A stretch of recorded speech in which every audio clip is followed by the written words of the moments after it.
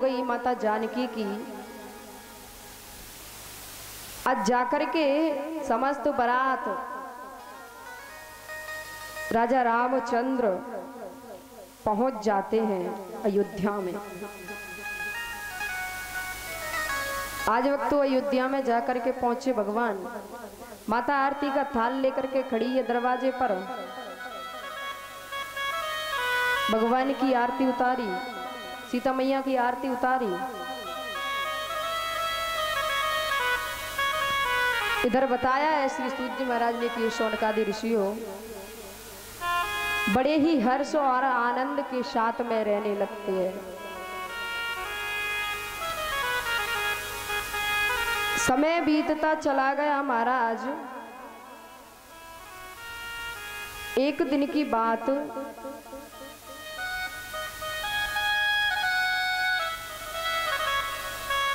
घर में बड़ा ही आनंद का माहौल था।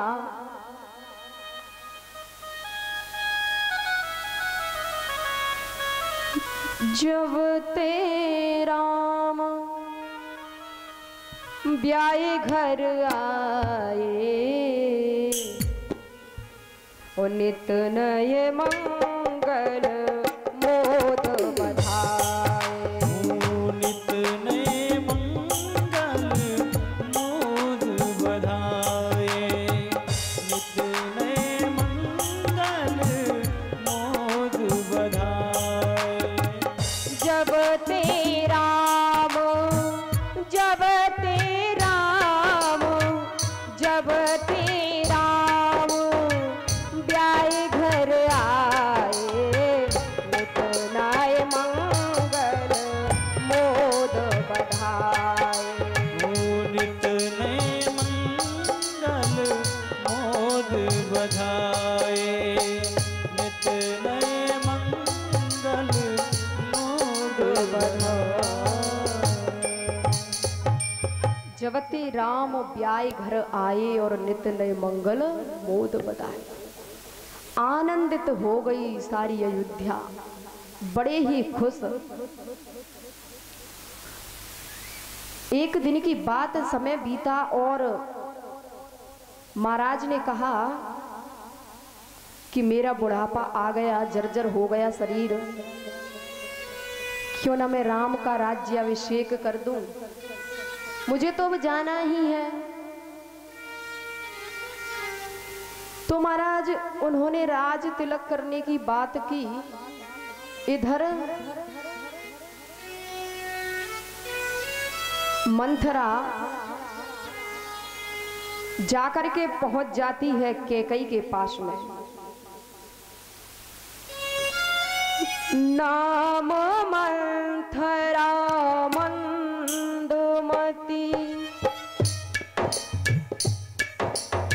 नाम मंथरा मंदमती, चेरी कैकेयी के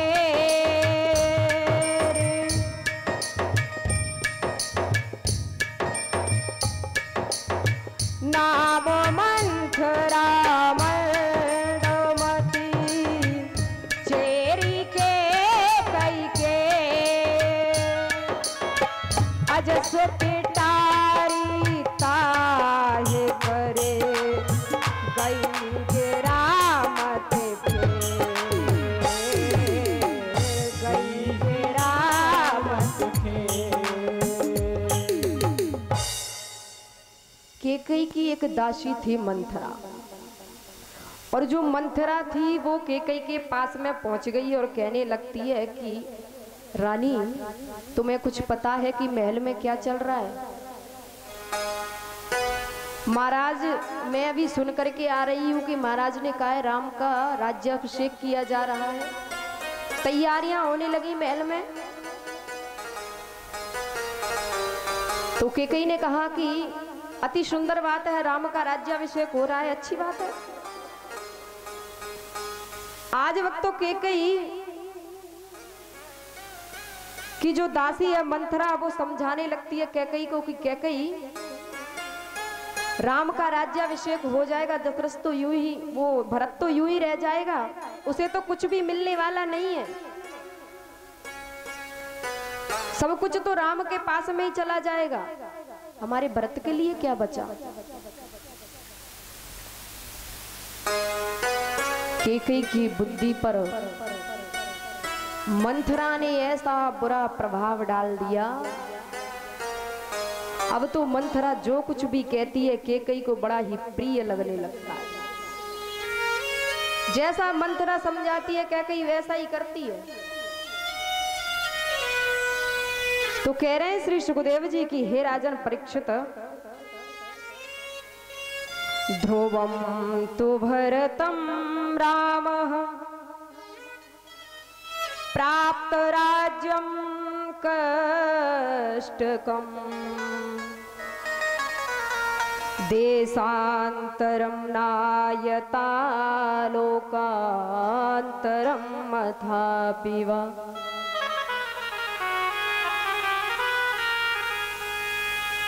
मंथरा कहती है कि भरत को तो राजगद्दी मिलनी चाहिए। अब कैकेयी मंथरा की बातों को ठीक से सुन लेती है और क्रोध में आकर के कोप भवन में जाकर के लेट गई। एक समय की बात थी जब देवासुर संग्राम हुआ था। उस देवासुर संग्राम में महाराज दशरथ का जो रथ था उसकी पहिए की धुरी टूट गई थी। जब धुरी टूट गई तो अब युद्ध कैसे लड़े महाराज। तो कैकेयी ने अपनी उंगली को उस धुरी में लगा दिया था, उंगली को रथ की धुरी में लगा दिया। तो यही कर्जा महाराज दशरथ के ऊपर चढ़ गया था कैकेयी का। कैकेयी ने कहा था कि महाराज आज मैंने आपके कार्य को पूरा किया है, किसी दिन आपको मेरी सहायता करनी होगी। तो दशरथ जी ने कहा कि मांग लो, तुम क्या मांगना चाहती हो, मैं देने के लिए तैयार हूं। कैकेयी ने कहा नहीं महाराज, मैं अभी लेना नहीं चाहती, मुझे अभी आवश्यकता नहीं।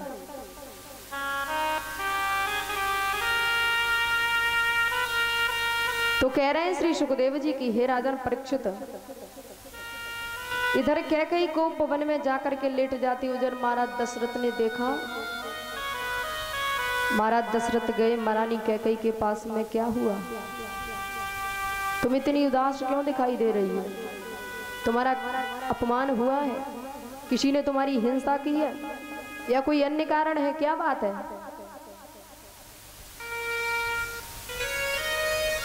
कैकेयी छिन्न भिन्न पड़ी हुई है धरती पर। महाराज पूछने लगते हैं कैकेयी बात तो बता, क्या बात है, इतनी उदास क्यों है। कैकेयी ने कहा महाराज आपको काफी समय हो गया प्रजा का पालन करते करते, परंतु आपने हमेशा अपनी बातों पर ध्यान दिया, अपनी प्रजा की बातें सुनी, मेरी बातें तो आपने कभी सुनी ही नहीं कि मैं क्या कहना चाहती हूँ, मेरे मन की बात तो आपने कभी सुनी ही नहीं। दशरथ जी ने कहा क्या बात है कैकेयी, स्पष्ट कहो। तो कैकेयी कहने लगती है कि महाराज आप तो शायद भूल चुके होंगे, परंतु मैं भूलने वाली नहीं हूं। याद करिए आप उस दिन को जब देवासुर संग्राम हुआ था। उसी देवासुर संग्राम में आपके रथ के पहिए की धुरी टूट गई थी और मैंने अपनी उंगली को लगा लिया था। महाराज को याद आ गया। हाँ कैकेयी तुम कुछ मांगना चाहती थी, मैं तय दिन से देना चाहता हूँ, बताओ क्या चाहती हो, मांग लो। कैकेयी ने कहा महाराज आप तो बड़े ही दानी हैं, रघुवंशियों का बड़ा ही नाम है, सूर्यवंश की बड़ी बड़ी ख्याति है, क्या मैं आपसे जो मांगूंगी वो आप मुझे देने के लिए तैयार हो या नहीं।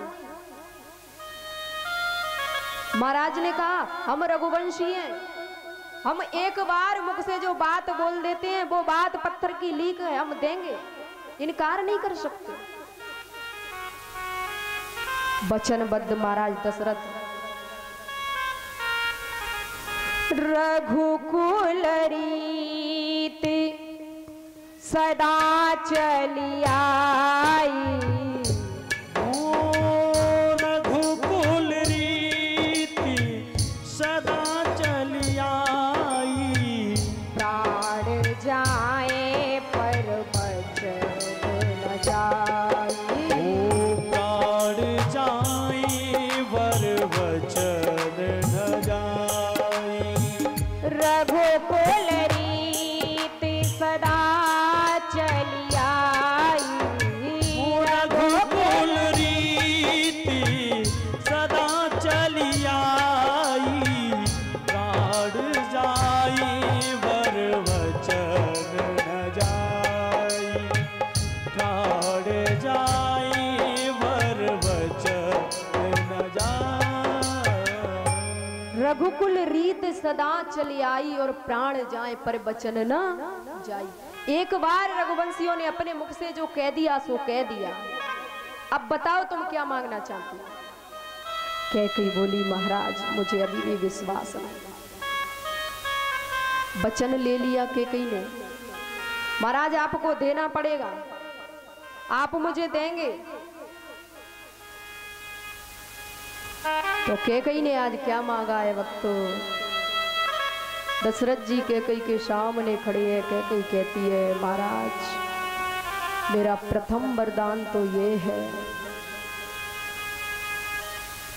कि मेरा भरत है उसे राज्य गद्दी दी जाए, राज तिलक किया जाए।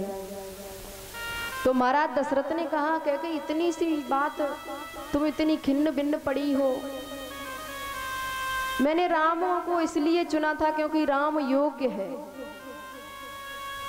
अगर तुम चाहती हो, तुम्हारी ऐसी इच्छा है तो मैं भरत का राज्याभिषेक कर दूंगा।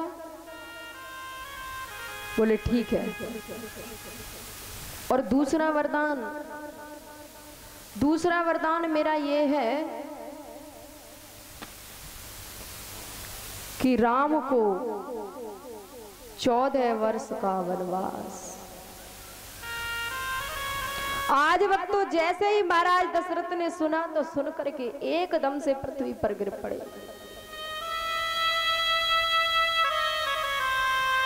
कैकेयी ये तूने क्या मांग लिया? मैं तो भरत का राज्य अभिषेक करने ही वाला था, तूने कहा मैंने मान लिया, परंतु ये दूसरा वचन तूने क्या मांग लिया? राम को 14 वर्ष का वनवास, तू जानती है तू क्या कह रही है? तुझे अंदाजा भी है कि तूने अपने मुख से क्या निकाल दिया? क्या तुझे पता नहीं कि मैं राम के बिना जीवित नहीं रह सकता? मेरे प्राण राम में ही बसते हैं।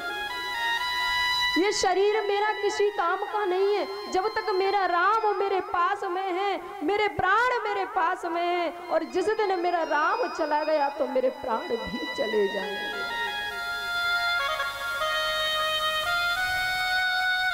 बेहाल हो गए दशरथ महाराज, पृथ्वी पर गिर पड़े हैं। हाथ जोड़ करके कैकेयी से कहते हैं कि कैकेयी तू एक बार फिर अपने मुख से कह दे कि तूने जो कुछ भी मांगा है वो झूठ था। तू मेरे साथ में ठिठोलियां कर रही थी। कैकेयी बोल पड़ती है नहीं महाराज, अभी आपने वचन दिया था मुझे कि आप रघुवंशी हैं, सूर्यवंशी हैं, एक बार जो वचन दे दिया वो कभी भी फीका नहीं पड़ सकता है। इतनी जल्दी आप अपने वचनों से मुख फेर गए? अरे ऐसी रघुवंशियों की मर्यादा है। महाराज दशरथ कहते नहीं कैकेयी तूने इतना विपरीत वरदान क्यों मांग लिया? क्या राम तेरा पुत्र नहीं है? भरत को राजगद्दी, राम को 14 वर्ष का वनवास।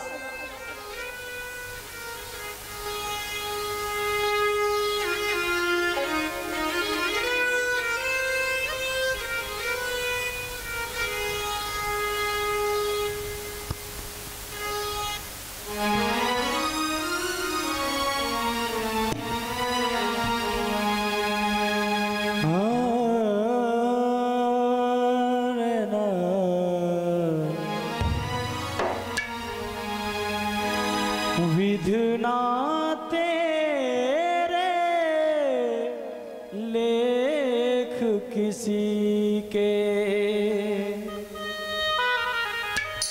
और समझ ना आते हैं।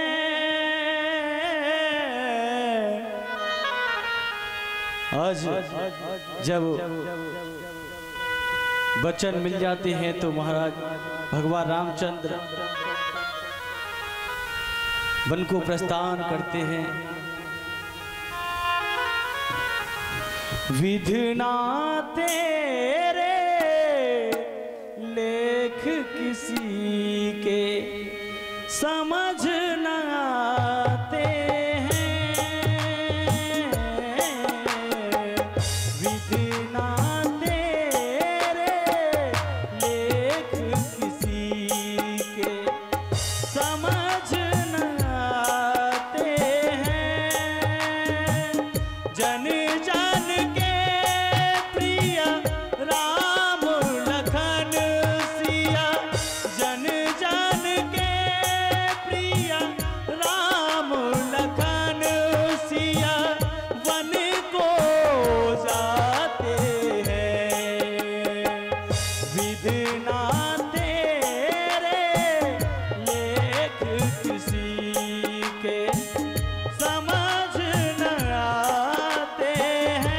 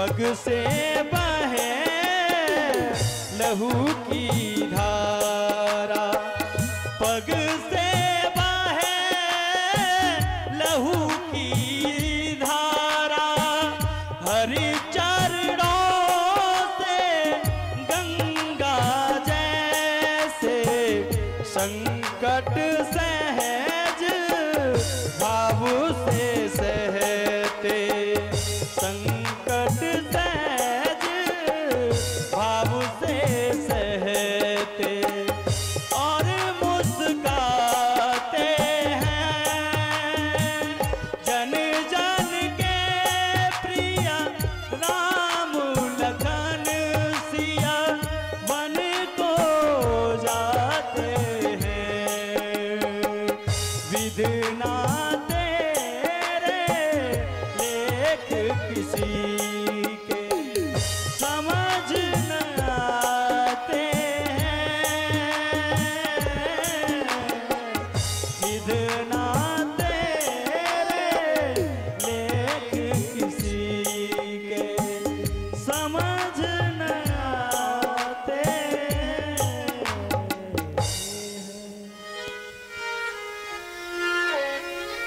आज महाराज कैकई के सामने स्त्रियों की तरह महाराज विलाप करने लगे, हाथ जोड़कर नेत्रों से अश्रु धाराएं बहने लगी। कहने लगते हैं कि कैकई तूने ये कैसा वरदान मांग लिया, राम तो मेरे प्राण है, जिस दिन राम चला गया उस दिन मेरे प्राण चले जाएंगे। प्रिया हास रस परिहरहि, मागो विचार विवेक, जे देखो अवनयन भरे, भरत राज अभिषेक। क्या कहीं तू अपने मन में समझती होगी कि राम में और भरत में कोई अंतर है, परंतु मैं राम और भरत को एक समान मानता हूं, मेरे यहाँ कोई भी अंतर स्पष्ट नहीं है। तू मुझसे एक बार इतना कह दे कि तू मेरे साथ में हंसी कर रही थी, ठिठोली कर रही थी, मेरी आत्मा को शांति मिल जाएगी। कैकई महाराज एकदम से हंसने लगती है, कहने लगती है महाराज आपको ये दशा शोभा नहीं देती, स्त्रियों की तरह रोते हो, विलाप करते हो, अच्छा नहीं लगता। होत प्रात मुनि वेश धरे, जो न राम बन जाए, मोर मरन राउर यजस, नृप समझो मन मान। और महाराज मेरी एक बात और सुन लो, यदि सवेरे होते ही राम वनवास के लिए नहीं गया तो मैं अपने प्राणों को त्याग दूं। अब तो महाराज दशरथ बड़े ही दुखी, बार बार कैकई को समझाते, कैकई तू ऐसा क्यों करती है? अरे राम का राज्याभिषेक होना था तो मैं भरत का राज्याभिषेक कर दूंगा, परंतु ऐसा मत कहे। धर्मबंधेन वृद्धोत्मने, नष्टा च मम चेतना, ज्येष्ठपुत्रं रामदुष्टं इच्छामि धार्मिकम्। तू जैसा चाहती है वैसा ही होगा, परंतु मेरी बात को मान ले। नहीं महाराज, मैं अब आपकी एक बात भी सुनने वाली नहीं। काफी दिन हो गए, आपने मेरी बातों पर कोई भी ध्यान नहीं दिया, कोई भी अमल नहीं किया। तो कहने लगते हैं श्री सुखदेव जी की, हे राजन परीक्षित, भगवान राम को ये पता चला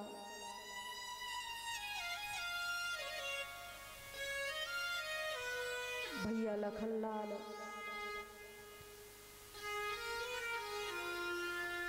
इधर समस्त माताओं के साथ में बैठी हुई माता जानकी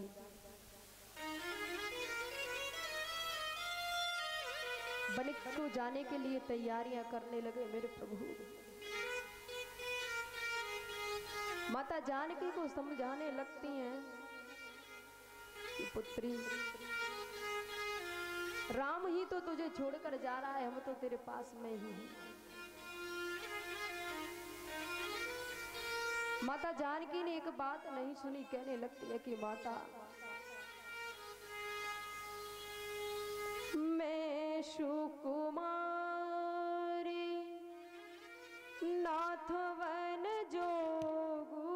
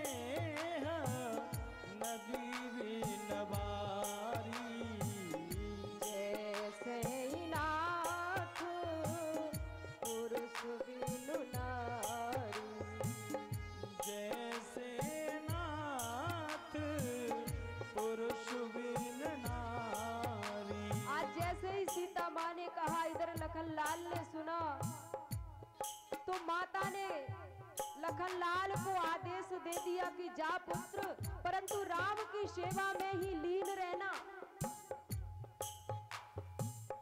पुत्रवती जुवती जग सोई, पुत्रवती जुवती जग सोई, पुत्रवती जुवती जग सोई, पुत्रवती जुवती जग सोई, रघुपति भगत जासु सोत होई, रघुपति भगत जासु सोत होई, रघुपति भगत जासु सोत होई। पुत्रवती जुवती जग सोई, वो माता तो धन्य हो गई जिसका पुत्र राम भक्त। माता ने आदेश दे दिया, कह दिया जा पुत्र। इधर माता सीता ने भगवा वस्त्रों को धारण किया। भगवान श्री राम, भैया लखनलाल, महाराज दशरथ का तो रो रो करके बुरा हाल ही हो गया। ऐसा लगता है जैसे शरीर से प्राण जाने वाले हैं। कुछ ही क्षण की बात है, अभी प्राण निकलने वाले हैं इस देह से। अहम राघव के कैया वरदाने न मोहित, अयोध्या त्वमेवाद्य भवराजा निग्रह।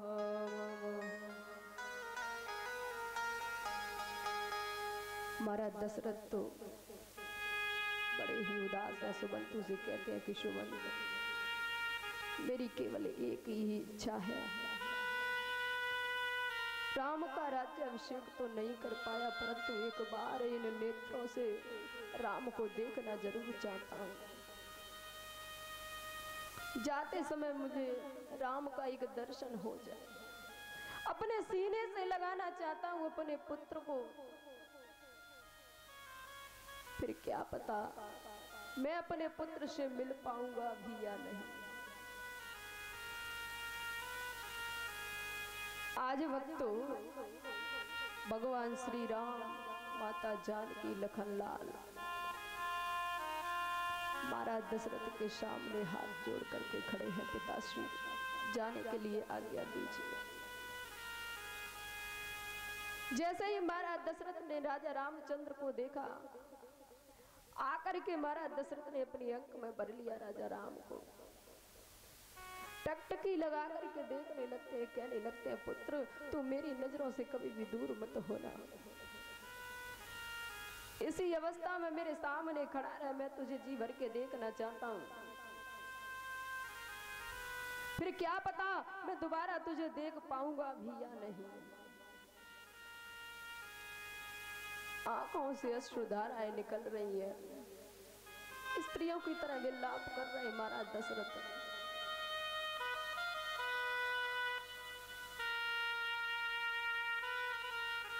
राजा रामचंद्र ने कहा, पिताजी अब जाने का आदेश दीजिए। तो चले हैं। लखन लाल माता जानकी को अपने साथ में लेकर के सुमंतु लिवाने के लिए आए। महाराज दशरथ ने कहा 14 दिन इन्हें वन में घुमा करके पुनः इसी महल में ले आना,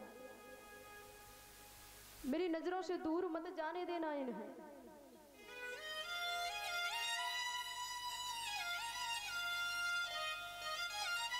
तो वक्त श्री सुखदेव जी बता रहे हैं कि हे राजन परीक्षित, सुमंतु आज राजा रामचंद्र, भैया लखन लाल, माता जानकी को लेकर के चले। समस्त अयोध्यावासी खड़े हैं।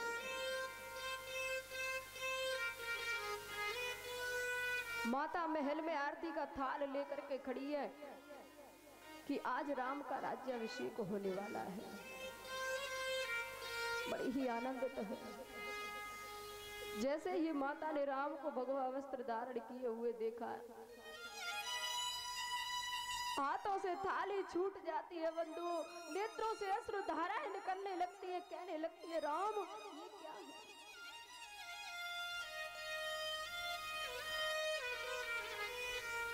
माता ने अंक में भर लिया अपने पुत्र को, फूट फूट करके, रो रो करके राम को अपनी छाती से लगा लेती है। राम जी ने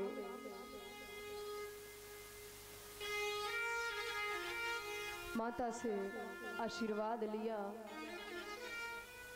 महलों से बाहर आए अयोध्यावासी खड़े हैं। नेत्रों से अश्रुधाराएं निकल रही हैं।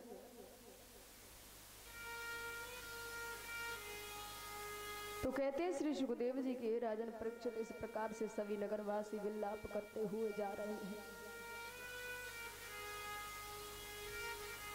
सभी के नेत्रों से आंसुओं की धार लगी है। भगवान को रोकने का प्रयत्न करते हैं, परंतु भगवान रुकते नहीं। काफी रोकने का प्रयास किया राघव को, परंतु रुके नहीं।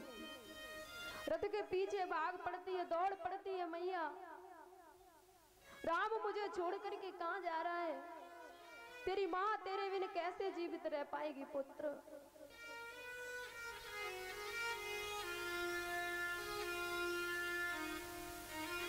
आज सभी को सांत्वना देते हुए भगवान आगे बढ़े और जाकर के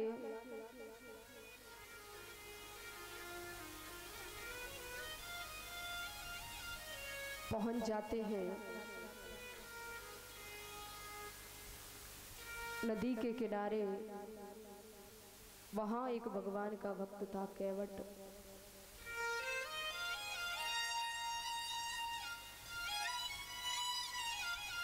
दोनों भाई माता जानकी सहित खड़े हुए हैं। केवट से कहा, भैया जल्दी से नाव लेकर के आओ, हमें उस पार जाना है। केवट नाव लेकर के आया माता जानकी, भगवान रामचंद्र, लखन लाल तीनों खड़े होकर के इधर जो केवट की पत्नी थी, केवट की पत्नी ने कहा, महाराज हे प्रभु, मैं आपकी महिमा को अत्यंत जानती हूँ, समझती हूँ। गौतम ऋषि की नारी अहिल्या मार्ग पड़ी बिचारी थी, और प्रभु चरणों की रज पड़ते ही सीधी स्वर्ग से धारी थी। आप वही राम हैं, आपके चरणों की रज मात्र से जो गौतम की पत्नी थी अहिल्या, उसका उद्धार किया था आपने। तो अब केवट आ जाता है और कहने लगता है भगवान से कि प्रभु, आपके चरणों में इतना बल है, इतनी शक्ति है कि आपके चरणों की रज मात्र से उसका उद्धार हो गया, तो महाराज मेरी नाव तो काठ की है, कहीं उड़ गई तो क्या होगा? अरे मेरी जीविका तो इसी से चलती है, अगर ये नाव भी आपके चरणों की रज से उड़ गई तो मैं तो अपने परिवार की जीविका नहीं चला पाऊंगा। भगवान मुस्कुराने लगे। केवट कहता है कि हे प्रभु, तेने नारे अहिल्या तारी, प्रभु काठ की नाव हमारी, पदरज को नाथ धोएंगो, पत्थर से है गई नारी। हो तेने नारे अहिल्या तारी, प्रभु काठ की नाव हमारी, पदरज को नाथ धोएंगो, पत्थर से है गई नारी। पत्थर से है गई नारी।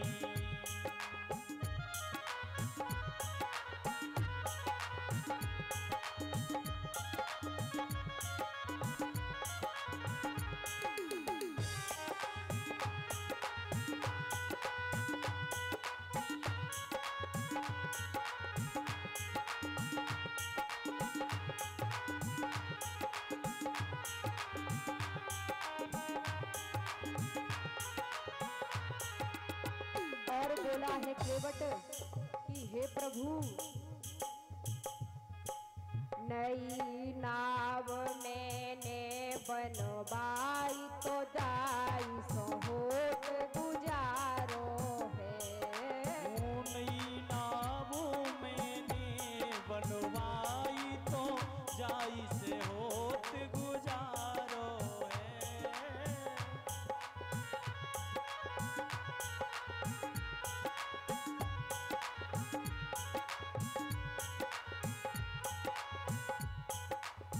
पदरज पड़े नाव उड़ जागी तो मरे जाए कुटुंब हमारो है।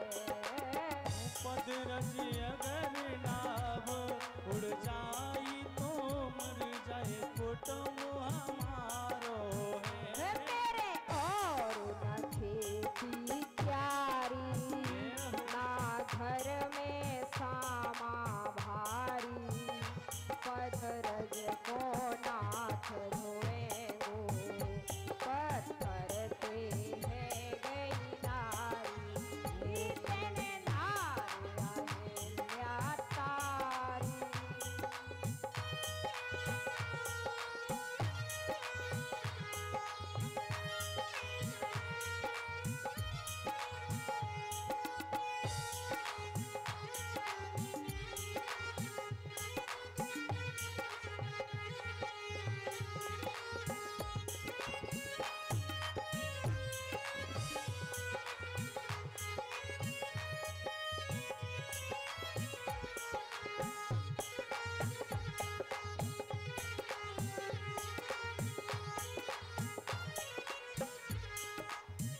और बोला है केवट, हे प्रभु मैं आपकी महिमा को जानता हूँ, इसलिए आप यहीं ठहर जाओ 5 मिनट तक, मैं अभी आता हूँ।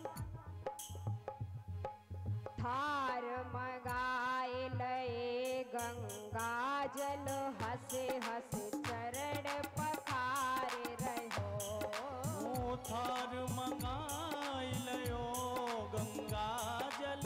श्री रामचंद्र जी केवट ने वहां पर खड़े कर दिए और कठवता लेकर के आ गया केवट।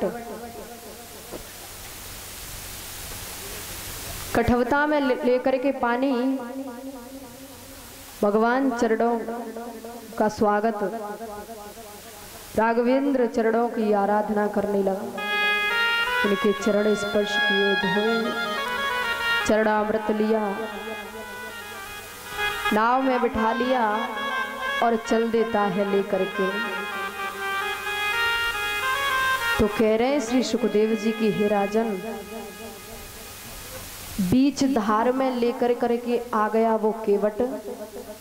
तो कहने लगता है कि प्रभु आप भी एक माझी हो और मैं भी एक माझी हूं, मेरा और आपका संबंध तो बड़ा ही पुराना है।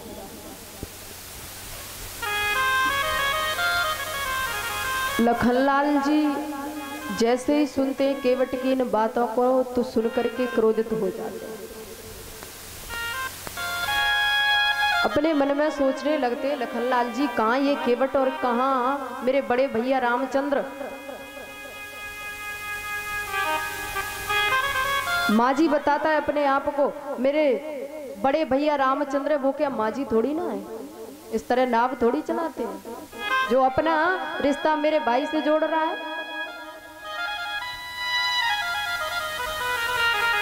आज जैसे ही पार किया प्रभु ने कहा, केवट तुमने मुझे इस नदी से पार किया है, मैं तुम्हें भवसागर से पार कर दूंगा।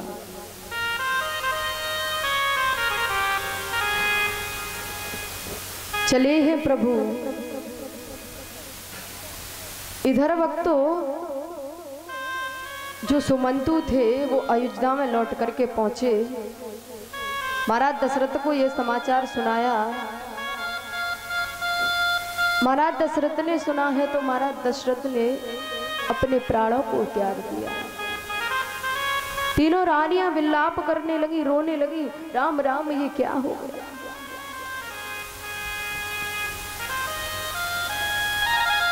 भरत जी महाराज आ गए। सुनो भरत भावी प्रबल, और बिलख कहे ओ मुनिनाथ, हानि लाभ जीवन मरण, यश अपयश विधि हाथ। श्री सुखदेव जी ने कहा कि राजन परीक्षित, गुरुवर ने समझाया कि यह पुत्र भरत, ये तो ब्रह्म का लेख है, जो होना है सो तो महाराज होना है, उसमें ना तो तुम्हारा खोट है ना ही मेरा। भरत ने माता के हाथों में आरती का थाल देखा है, बड़े ही दुखित चित्त होने लगे। कहने लगते हैं कि माँ तुझे एक बार भी ये वरदान मांगते हुए शर्म नहीं आई, तेरी जिब्बियां क्यों नहीं कांपी। अरे जिस समय तूने ये वरदान मांगा था उसी समय तेरी जिब्बियां टूट क्यों नहीं गई। अनेकों प्रकार से भरत जी महाराज माता कैकेयी को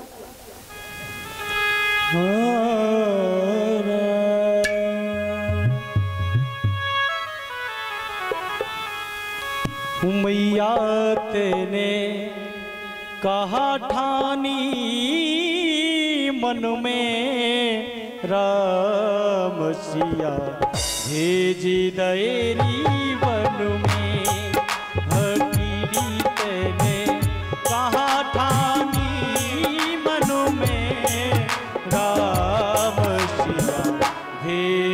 दयरी वन में मैया री तेने कहाँ ठानी मन में राम सिया भेज दयरी वन में।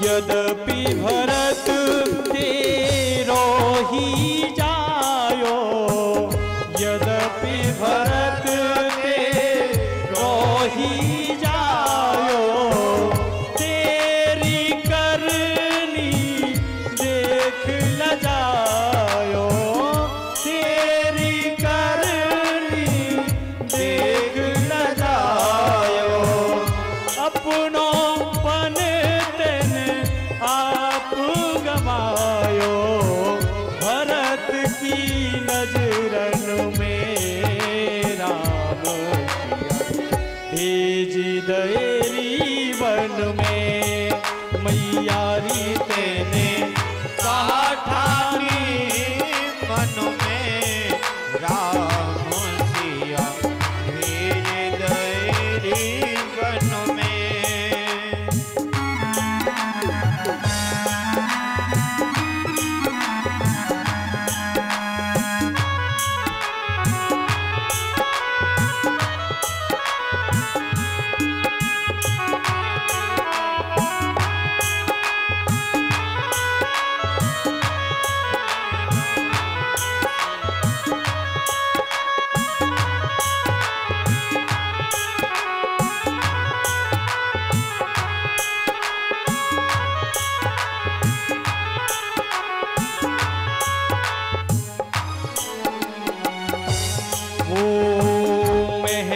छोड़ी वहाँ नहीं रे मड़ैया, महल छोड़े वहाँ नहीं रे मड़ैया, सिया सुकुमार संग दो भैया, सिया सुकुमार संग दो भैया, भीगत होंगे तन, भीगत होंगे काहू वृक्ष तन, तीनों मेघन में राम सिया भेज दयरी वन में मैया री तेने ठानी मन में राम सिया भेज दयरी वन में।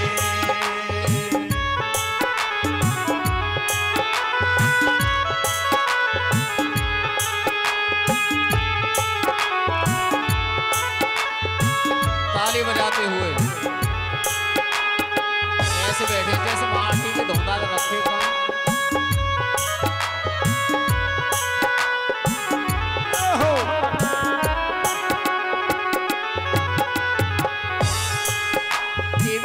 कौशल्या की छिन गई